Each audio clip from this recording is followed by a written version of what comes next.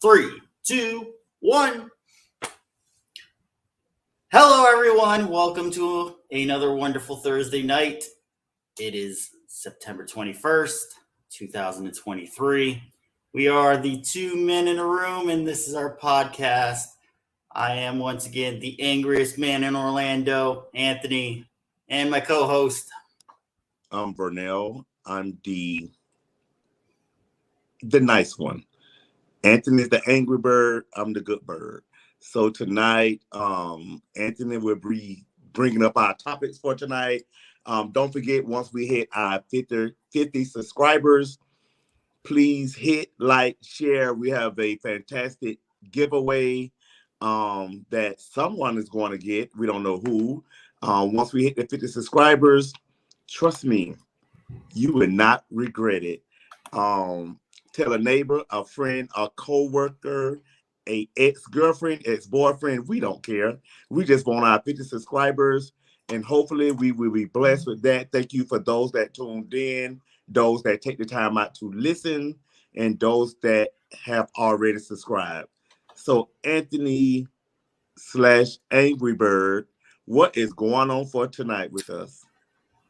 Yes, we're experiencing a little technical difficulty on Rumble, so we may not be live with you guys, but we do want to thank you for all your support because it was an exceptional number of people that tuned in last week. Please comment on the video so we know who you are. Put your name up there, any kind of identification so we can thank you. We do have a contest going once we hit 50 subscribers. And we're going to open it up to both channels. Once we hit that 50 subscribers, we'll tell you which video to comment on, and then you comment on it, and you'll be entered into the drawing for a wonderful, wonderful prize that we picked out for whoever wins this contest, if we ever start this contest. So, without further ado, let's get into the show. Tonight's show is actually sponsored. We got a sponsor again, so we want to thank those sponsors for coming in and helping us get this show off the ground. That company is Mayor Cycle Parts. They are a motorcycle part company. They do dabble in a few other things every now and then, but primarily motorcycle parts. You can check them out on their eBay store, Mayor Cycle Parts. And if you can't find what you're looking for on their eBay store, check out mayorcycleparts@gmail.com. Email them what you're looking for, and they'll be able to check it out, source it, and be able to get to you at a fairly good price. And it's good quality parts coming from Mayor Cycle Parts. So we want to thank them for sponsoring. And if you'd like to sponsor the show, you can give me an email at the email below in the comments, in the description of the video. Notify us. We could do a banner with your name, banner with your company's name, a banner thanking your mom or whoever you want to celebrate, and we could do that for you and let everybody who watches the show be able to know what's going on. So we've got some great topics tonight. The theme of the show is Say That Again, because you're probably going to want to double check the stuff we're talking about tonight. But we're going to get into the first topic, and the first topic is the new level of national debt. It was announced just a couple days ago. The United States national debt had reached over $33 trillion. I'll say that again. Over $33 trillion that we now owe. So, what do you think about this situation? Are we with too much debt? Not enough debt? We need a few more credit cards? What do you think? First of all, it's too much debt when you reach the $1 trillion mark. I think it's sad that we owe that much money. Mm-hmm. And how do we get out of the debt is what's most importantly. Because the people that we owe, what if they turn around and say, okay, we can no longer loan you any money? Then what happens? Well, the great thing is there's always somebody who wants to loan us some money because our interest rate to return is actually some of the highest that we've seen in a while. Right. Some of the easy ways for the U.S. to actually borrow money is to issue bonds. This goes back to World War II and I believe World War One. They were issuing some, basically stating, hey, we'll give you a piece of paper if you give us some money, and then when you cash that paper in a couple of years or a couple months, we'll give you your money back plus interest, and it feeds the U.S. able to, at the time, buy ammunition, buy tanks, buy stuff for wars, fund new roads, new highways that were being built. And another great thing is they also sell their debt out to other countries. There are other countries that buy into our debt, such as, oil-rich countries that have a lot of money. I'm not going to say any names. They could buy our debt and then, loan us the money, wait for us to return it. And the scary thing about it is once they do that, they have a slight bit of control over the U.S. In the same way that your bank kind of controls you. You have to pay those bills and you can't default. So they kind of have you up on a sling. So there's always somebody who wants to loan you money because they know they're going to make more money back. The only way they would actually default on all of this is if the U.S. government falls. So it hasn't happened in over 200 years. So you're praying that it keeps on running. But that number is so high. It's like, and it's not decreasing, it's increasing. Well, no. Right now, they're spending, I believe, around 120% of the gross domestic product, which is basically what the country makes to sell to other people. So it's basically the same as if, let's say you take home $300 in your paycheck every week, but you're spending $320 every week. Correct. So how do you sustain that? Well, if you have something like a black card that has no limit, you can just keep spending and spending, and it's never going to catch up to you. I mean, it will catch up because you got to pay it back. Yes, they have to pay it back, but as long as they can afford the interest payments every year, they're not going to default. So they'll pay, the interest, won't pay much on the primary debt. And as long as they keep increasing the debt limit every time they vote to do that, they get almost an unlimited amount of funds that they can use to keep going. But the annual fees for the black card and certain cards that has no limit, it's just crazy. And I know those that do have money, the rich, the famous, I know those fees, it's like a penny to them. But when they send me that in the mail, it's like, well, who is going to do that? Well, the crazy thing is next year, the greatest percentage of payments on money owed to certain services or things of that nature for the U.S. government, their biggest chunk is going to go to the interest on all the loans, on all the debt. So they're, as much as they pay into the military, as much as they pay into Social Security, as much money as they pay into Medicare, is not even going to come close to what they have to pay for the interest on the debt. And it's somewhere in the high millions, low billions of what they have to pay in interest next year. Yeah, that's foolishness. It's absolutely crazy. The only way to kind of stop it is something that not a lot of people are going to like. It's to cut programs. You have to start going through the national budget and seeing what you can eliminate. And you also have to stop spending as you go. In the same way that, if you have all your credit cards maxed and you can't spend anymore, you can't keep going out and eating at Red Lobster or going to the mall and getting new stuff or going to buy a new car. You have to cut out the new spending at the same time paying down the old spending. And that's not the greatest thing to be saying when you're out on the campaign trail, is to say, hey, well, I'm going to cut a bunch of your stuff that you like, and it's going to help the country, you just won't feel it. A lot of people are like, well, no, I want to make sure I'm getting my Social Security benefits. I want to make sure I'm getting my health insurance. I want to make sure my benefits are coming in. You can't tell me you're going to take that stuff away because we have to pay the debt. Debt's fine. It's getting paid. Don't worry about it. So it's a rough road to go down to where you'll reach fiscal responsibility and be able to kind of lower stuff down. Well, with these campaigns, they're not going to speak the truth because they want everyone's vote. Right.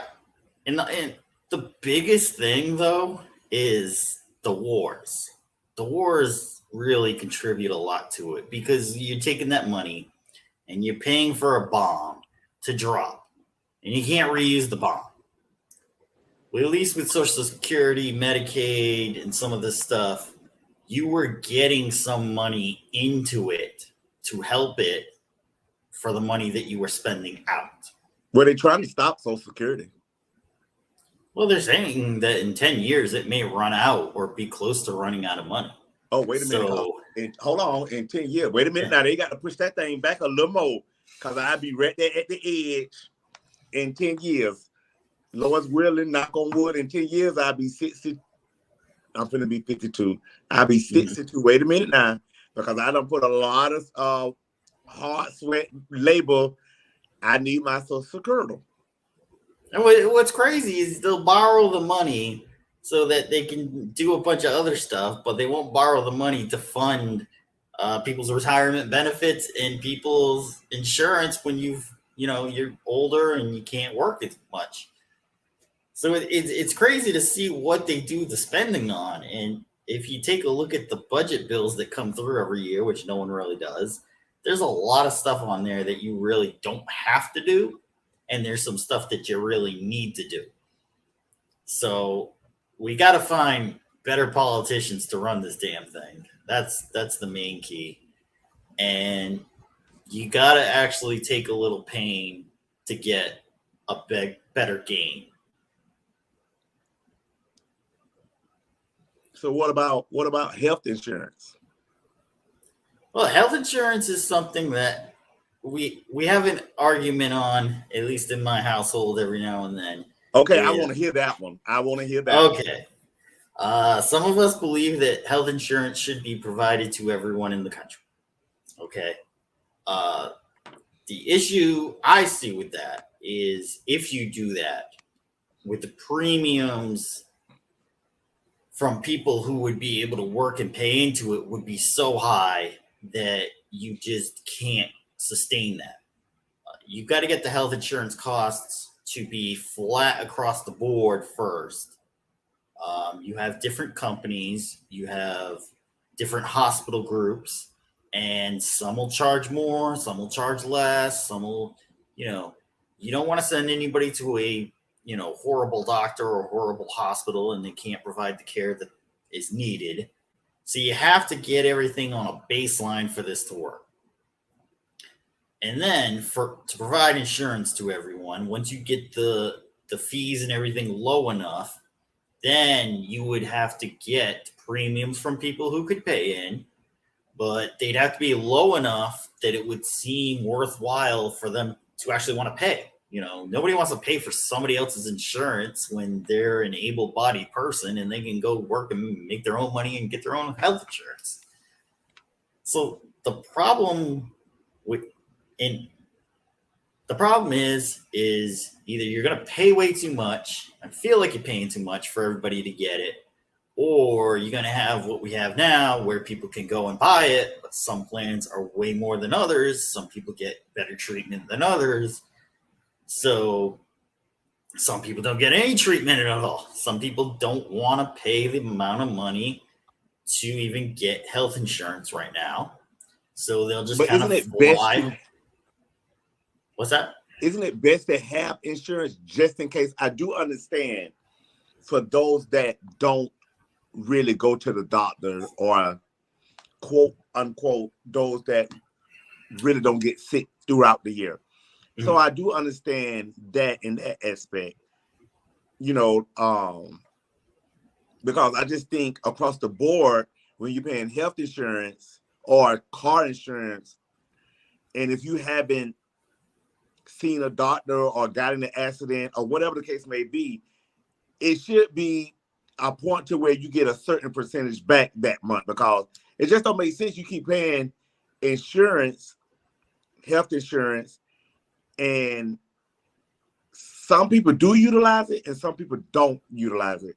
The only time I utilize my health insurance is when, okay, I want to go get a checkup, or because I'm not a person that gets sick, thank God for that one. But you have some people that's sickly and you have some that don't. I remember back in the days when you have car insurance, the 12th month be free, because you don't pay 11 months straight in the row. That last month will be free. Or if you did a 6-month term, that after you paid the 5 month, that 6 month be free. And then that following month, it'll go ahead on and roll over and you start a new plan. But now they don't even do that. That's been taken away. But I just think it's better to have it than not to have it, because I understand, things can happen at a drop of a dime. And then if you don't have health insurance, what do you do? Well, here's the whole thing with insurance. Let's look at what it actually does. Okay. So the point of an insurance plan is to take a little bit of money from everyone in the plan to put into a pot to handle anything that happens with any of those people. So you're basically putting your money into a pot. Correct. You, Philip, Steven, me. So something happens to Steven, all our money has to go and pay Steven's bill and whatever happens with him. So when those bills keep going higher and higher, now we got to say, well, everybody's got to pay a little more. So now it's like, well, wait a minute. I just had insurance for 2 years. I didn't put in any claims or anything or do anything. And now I got to pay even more. So this is what freaks people out. Like, why am I paying so much for insurance? Why do benefits, like you said, a free month here and there have gone away? It's because the costs of everything have gone up so much. So when people don't have insurance, it's usually two things. It's a risk, it's a gamble. Right. Either A, you can't afford it, or B, you're choosing to actually take your own risk and say, I'm not affording anybody else's. I'm only going to afford myself. And hopefully you put enough money away for if an incident happens or you have to go to the hospital or something, you can afford that bill when it comes up. So it's a little bit of risk, but it's something that you got to calculate for yourself. Now, if you're a fairly athletic person, you take good care of yourself, you're watching any factors with yourself, you could potentially, and if you're young enough, you could potentially skip a couple of years of insurance. You may not need to go see a doctor. You may not need to see a hospital for anything. So you can stash that money away and go get a private policy somewhere and have better care. Or you simply can't afford it. You're working, but you're paying all your money to your rent, paying all your money to keep your car going because you get your kids and you got to take them everywhere, paying all your money for food, paying all your money for gas, you're paying all your money for utilities at your place, that you just don't have any extra money to say, I need something like health insurance. So what do? I just think, especially for those that do have kids, need health insurance. I don't know. I mean, and it's sad because I basically hate seeing those that have to work 2-3 jobs just to make ends meet. Yes, rent is extremely high. People have no other choice but to get a roommate to make ends meet. And I think that's sad. But at the same time, yes, you got to do what you got to do to survive. But certain things need to be off the chopping block. Like, it don't make sense for a 1-bedroom to be $1,300, $1,400, $1,500. It's not that serious. And I know you have people that think they grand, and some people that is grand and can afford it, to live that luxury. But you have a lot of people that don't. When you drive around your city or town, whatever you want to call it, and you see a lot of homelessness going on, and it's sad because they don't have health insurance. They is in a real struggle, and I think in life, the people or the government need to focus more on the homelessness as well. Like, but how do you solve homelessness? Okay, What are now your thoughts on that? this just my way. Okay. My way of thinking. You solve homelessness by, for one, providing them with shelter, correct? Right. But you have a meeting. You say, hey, where do you see yourself at in the next year or two? If you decide to come here, this is what you got to follow our rules. You got to, straighten your act up. You got to attend programs that we're having for you.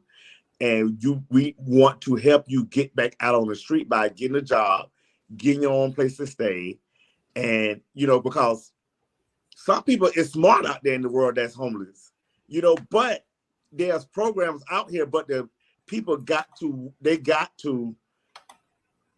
get in the programs, and hopefully they stick with it and want to do better in life, not just take advantage of the program.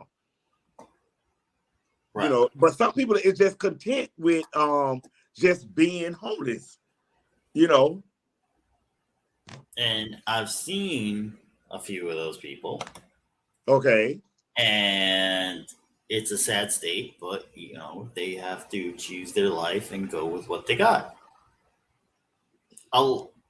Some of the homeless is, yes, people have hit a bad position in their life and they don't know what to do or how to handle it.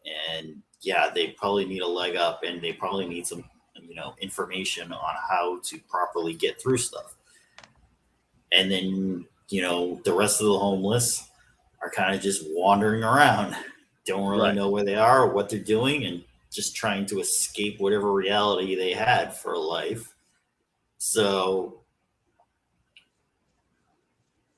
do they need insurance? They should be checked out. Yes. There are good, faith-based services that do look upon them and do try to help them as much as they can. So there is that out there. But going back to the health insurance, some of it is just the costs are too much and it puts the premiums too high.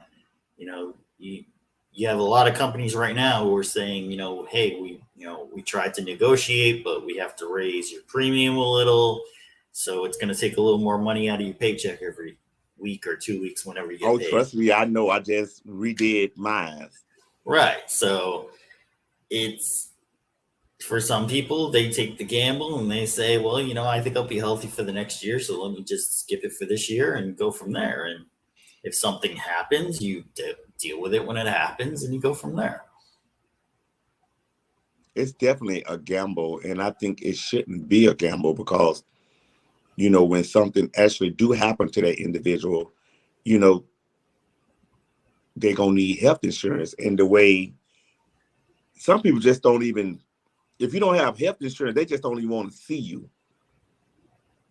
I mean, yes, if you go to the hospital. Experiences is most hospitals, what's funny is most hospitals will take you in first and then deal with the payments and everything after. And there's actually a bill that is being circulated by bipartisan politicians right now to actually have them in hospital groups explain how much this procedure is going to cost you. How much are these lab tests going to cost you first before you're doing anything? That way you can sign off and say, oh, okay, I can afford that, or I can't afford that. In which case, if you can't, I don't know what they're going to do. They may just still do it anyway. But it will give you a better sense of, if I just came in and, oh my God, everything's a mess. What are you going to do? And then, well, it's going to cost $20,000 to fix you up. Oh shit. Okay. Let me see if I can find something cheaper. So there is something going around. I think, if you see the payments of what some of this stuff is, you might, push some procedures off, which maybe you can, maybe you can't. So it'll give you a better sense of what everything is. I mean, you break your arm, you go in there, you're just like, what is it? What is it, like $2,000, $3,000? You get a bill and it's $15,000 and your insurance only covered half of it. So now you got to pay $7,500 because, you need your arm fixed, but holy cow, I didn't know it was going to cost that much. So it's a lot of the pricing and stuff they have to really work on and get it in check with stuff, and where we can go from there is anybody's idea to what you really want. Right. So I think we've hit national debt pretty hard and everything that's going on there. We're going to move into our next topic, Disney. I get my anger face on for that one. All right, so Disney announced they were going to spend $60 billion on their theme parks over the next 10 years, which basically equates to what, $6 billion a year to build up their parks. I guess they pretty much figured out that their movies actually absolutely just bomb terribly and are blowing money left and right, that now they're going to try to work with the parks to make it a little bit better. If it's anything like their latest attraction, Moana, The Way of Water, let me just tell you right now, don't even bother wasting the money, okay? It's basically a bunch of water fountains and some lights. I could do the same thing in my backyard, and it looked just as good and fine and dandy, and not be a complete waste of a time. There was a time when Disney used to do stuff, and it'd be educational and entertaining, and it would put you into an experience, something that you wouldn't normally be doing just being in an Orlando theme park. And they've really just whittled it down to just, well, let's just slap a character on this thing and people are just gonna love it. They're gonna be so excited that they won't even care what it is. So the whole company needs a revamp. And I know they're trying to sell ESPN, they're trying to sell ABC, they're trying to get back to a simpler company. But I've actually put it out to Elon Musk, he should just buy it and make me the CEO. I think I've got some great plans for what we can do there in Disney, some great new attractions and new excitement that would actually want to bring people in. The prices for these parks you could certainly bring down a little, so it's not a what'd you say, $10,000 vacation for a week. You can actually enjoy yourself and not have to worry about the credit card bills when you get home. It's absolutely abysmal with what they're doing right now. So how can they really spend $60 billion to make a difference? Well, first of all, I don't care nothing about Disney. To me, Disney is overrated, first of all. Okay. It's to me, it's geared towards the little children, those that have families and all that. I could care less if I go to Disney. But I do understand you have families that want their children to have that experience. Whatever experience Disney got going on, I could care less. I may take my granddaughter to Disney. She haven't asked, but I'm not too keen on Disney. I think the problem is Disney see that Universal is stepping their game up, and it's all about, the new Epic Park, or what it's called, Epic Universe. Yeah, Epic Universe, right? And It's going to be an adult park. Okay. From what I understand, it's going to have all these 15, 18 roller coasters. So they know that when that opens, I think a lot of people is going to run to that. Now, those that with kids, not so much, but Disney need to find a way to get back to where they used to be back in the 80s and 90s, and to drive the people back to Disney or whatever. You know, those that never been to Disney, they go because they want that experience. Do they get that experience? I don't know, because I've never been.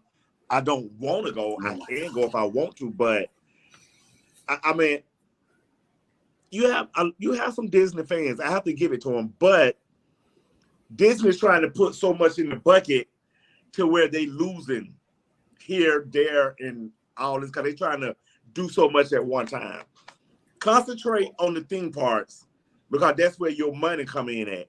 Now you got these Disney channels, you got this, you got that going on, and it's like you missing out on certain things because you just trying to get everything in one pot. You know, you trying to segregate yourself from Orlando. Like, you don't want the same rules and regulations that other states have, because you think you Disney, you can just get away with it. Let it go. Just let it go. Well, it's not just that they're trying to do all this other stuff. You know, they've acquired certain catalogs of things over the years, and they're trying to build those things back out. Marvel has pretty much falling off the rock. Everyone feels like it ended with Endgame in 2019.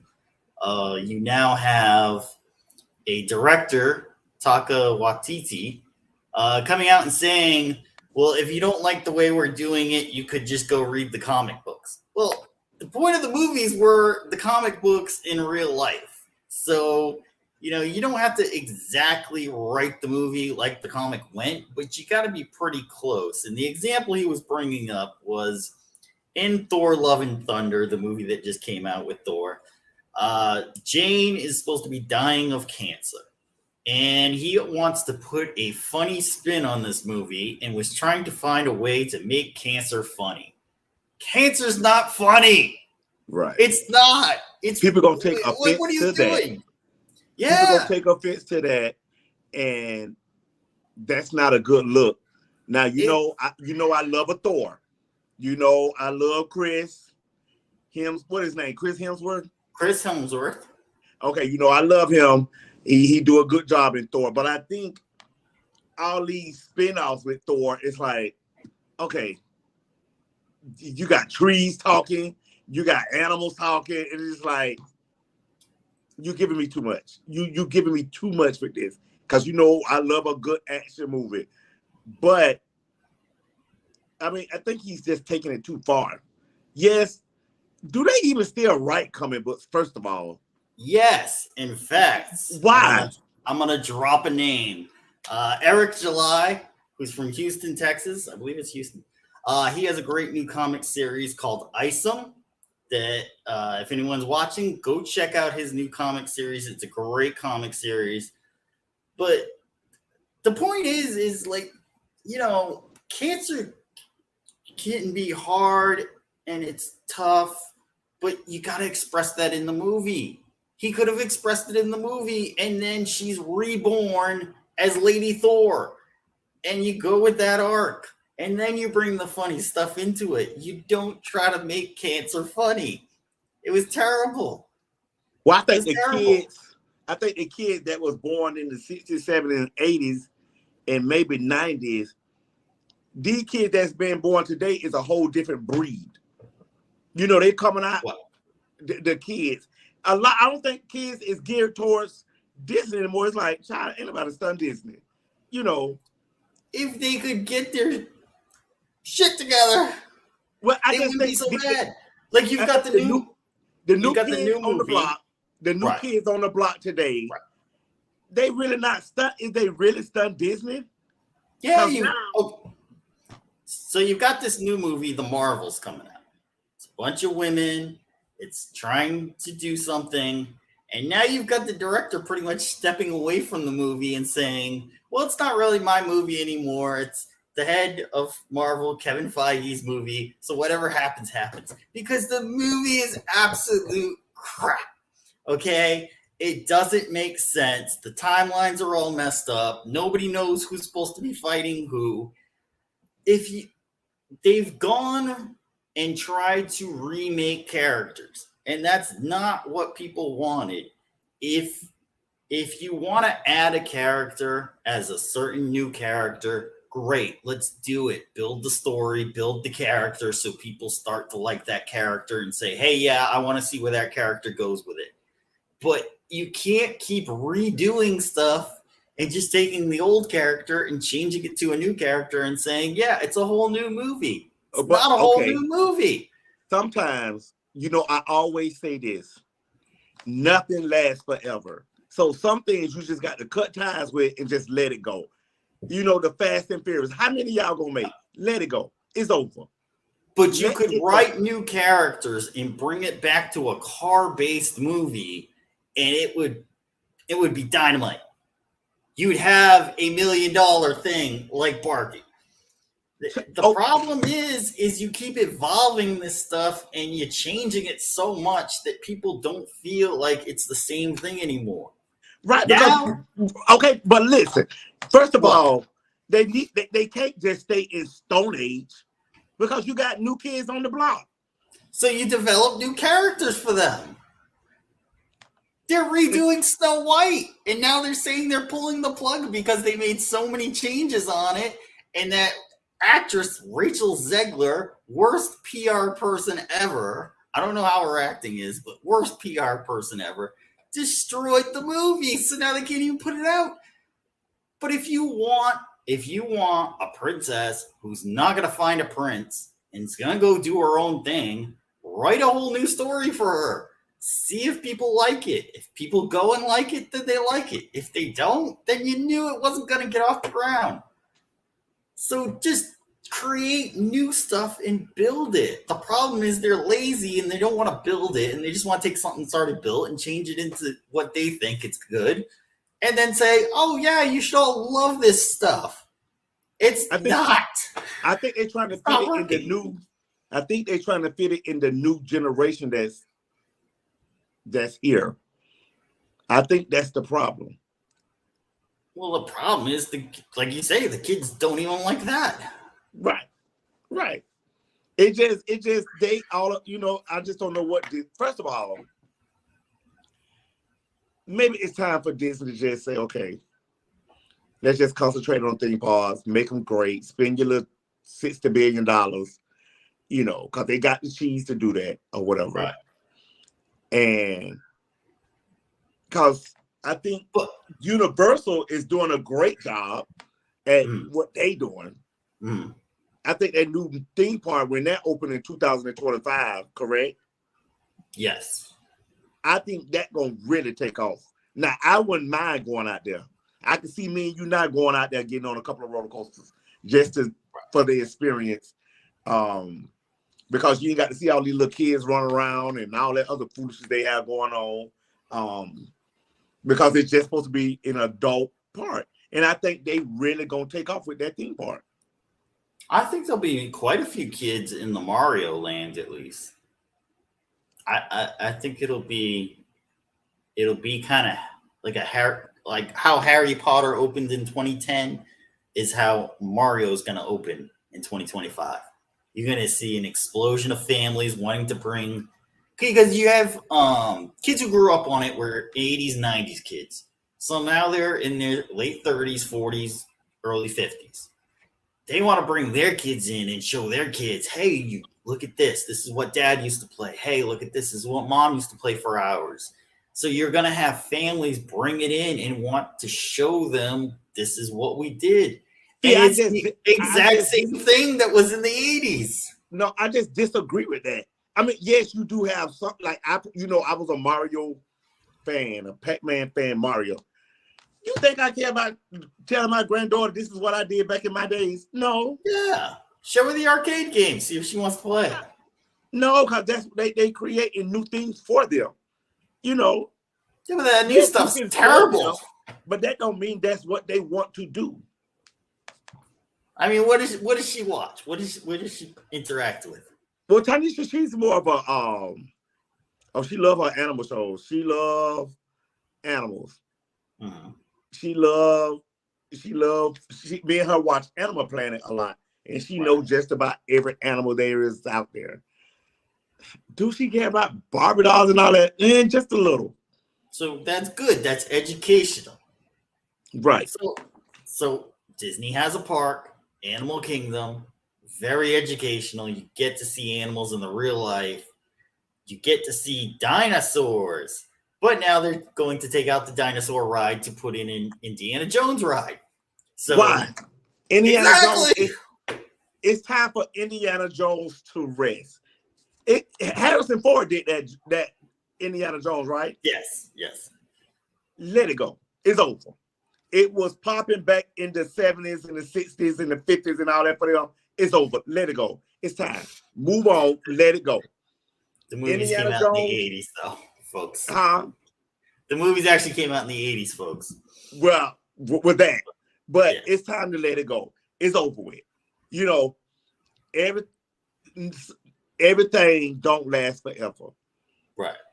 And if you So don't like Disney, Legoland has a real kids roller coaster. Take them to Legoland. I thought about I've heard Legoland, but good stuff about that park. I thought about Legoland, because I haven't took Tanisha there. You know, she done been everywhere else. But Mhm. I don't know, I may take her to Legoland. Yeah, I think it'll be fun. It'll be fun. Yeah.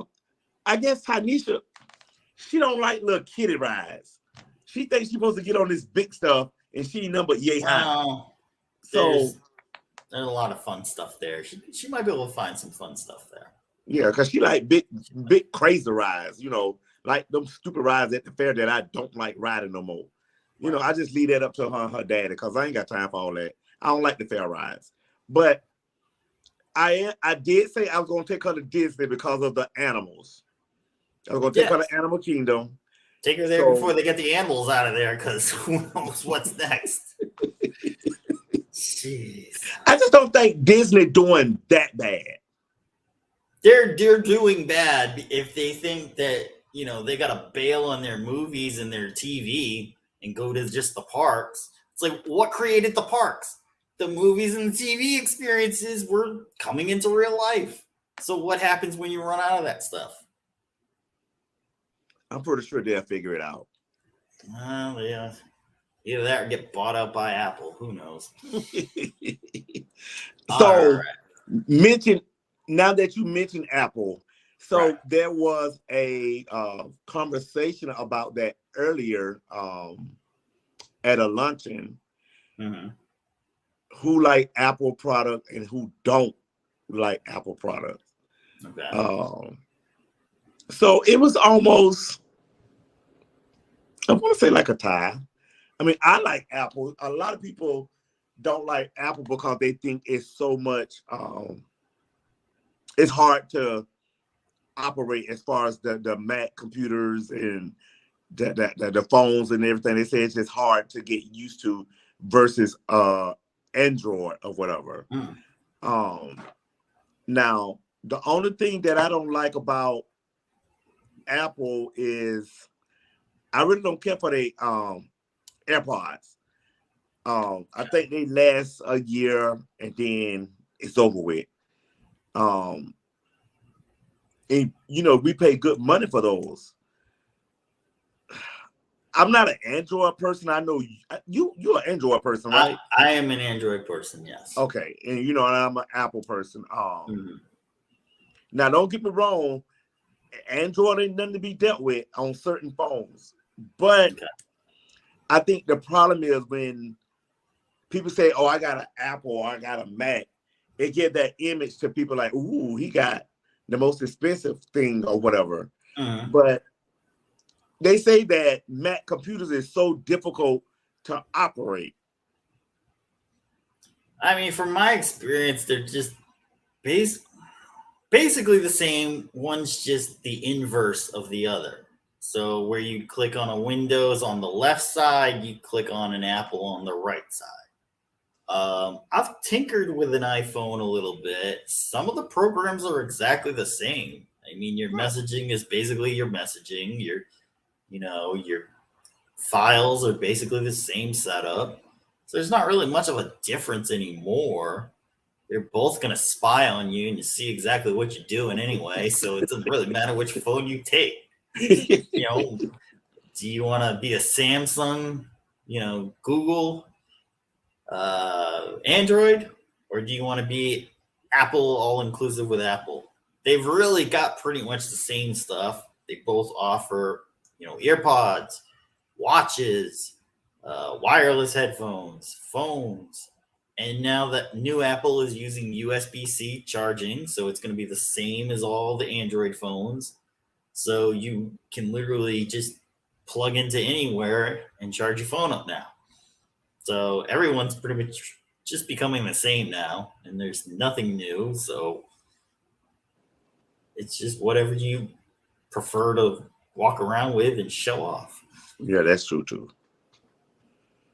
All right. That's interesting. So one last topic before we go, and I want to bring this up, is what's going on with Russell Brand. So Russell Brand is a comedian, actor, also podcaster he's on Rumble and he's on YouTube. He's actually been demonetized on YouTube. There are some allegations coming up from several women stating that he forcibly tried to harass them and possibly do other stuff. Also, I haven't read all the allegations yet. Russell put out a video on his Rumble channel, if you want to check it out, vehemently denying that anything was forced. He says everything was consensual. So he says he used to, hook up with women all the time, but nothing was ever forced. But I find it just a little coincidental that when he starts talking about certain things on his channel is when all these allegations are coming up. And I understand the Me Too movement and all that stuff, but I think it's almost become a point now where you have to kind of question who's being accused versus who the accusers are. We've had a few instances where people got accused and then later were acquitted of everything. And it just makes you think now, like, can we believe everything that's being told to us? I do have a friend in the UK who has said that, yes, the media is trying to put this story out, but a lot of people are just not caring. I won't get into any personal thoughts from that person, but it's something that was just brought out by the media all of a sudden. So is it a campaign to basically shut him down, or do you think there's something to it? I mean, I don't know nothing about this story, but I just think first and foremost, if the women is putting out these allegations, when did it happen? Because I feel like they should have said something right then and there, not wait 5-6 years long down the line to just bring it up, to just, screw him over or whatever. Because why would you wait if you knew this happened? I mean, why wait? Say something then, not wait till he's very successful or you mad or whatever the case may be, to just demonetize his name, who he are, his character. Like I say, I don't know this person at all because right. I don't get into celebrities. I could care less. But I just think you got to look at the whole picture. To me, there's always two sides to every story. It's not always one side. You got to listen to both sides and kind of like give it your all, put your personal touch on it to see what really happened. But you got to talk to both parties. So, I mean, I don't know. It's crazy, It's really crazy. Yeah, it's interesting. They're coming up with these accounts from early 2000s. Oh, And child, let it go. And you what? know, 2009, I believe, was one also. And that was when he was a, very good movie star. So you say, okay, well, why didn't you bring it up then? He's actually, slowed down in life, as he has stated. He just does, a couple shows with his band every now and then and does his, podcast and stuff. He's not in the limelight as much now. So why bring it up now? Like you say, he's not as popular. Why wouldn't you have brought it up when he was more popular? Correct. I mean, they probably broke fish and need some money or something. Ain't no telling. Somebody done talked them into somebody done talked them into it. It could be anything. Now don't get me wrong. If he if he did it, hey, you shouldn't do something against somebody if he did it allegedly. Right. But my thing is, why wait 10, 15 years to say something? I don't get that. Right. Especially when you had a movement from 2013 to 2018 or so, where women were coming forward and stating, these accusations against this person, and they were being thoroughly examined. No one was being told to sit down. And it kind of lost some steam, and it's not as prevalent now. So you don't get as much clout for saying stuff like that anymore. But certainly if it's true, you think you would have came out a lot sooner and said something on this. So I thought it was just a little funny that the allegations came out at the time that they did. He has denied it. So I guess we're just going to have to wait for the investigation to work itself out and see if he allegedly did it or not. That's all we can do is wait. It's a waiting game. Okay. Any quote of the night or anything? Oh, I haven't really thought about the quote. I just think about, life is hard already when it comes to staying above water with bills and trying to stay afloat with a lot of things that go on in life. I just think, now's the time to, put your best foot forward to make things happen in life. And, you learn from it. And hopefully we all can get out the struggle that we're in. And that's all I got to say. Next Thursday, I would not be here, unfortunately. That's right. I will be on vacation for a week. Yes. So we will have a special guest here next week. Yes. So stay tuned for that. Please stay tuned for that. And I cannot wait to get back to watch it to see what happened. Yes.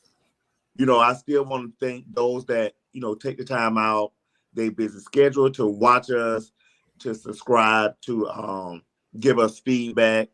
Always leave a comment to let us know what we could do better, what y'all like, what y'all dislike about the show, so we could do things diligently to make it better for our viewers. We always remember, me and Anthony, we love you for free. Don't forget, once we hit the 50 subscribers, we got a nice gift that we want to give away. And trust me, it's a nice gift. Because that's how me and Anthony roll. And good night. Anthony, do you have anything to say? Spread it around, share. Again, let us know if you anything doesn't work when you're watching this video, even if it's a week later or 2 weeks later or a month later. Go back and watch all our old videos. You'll see like how we were really rough back then and how we've gotten better.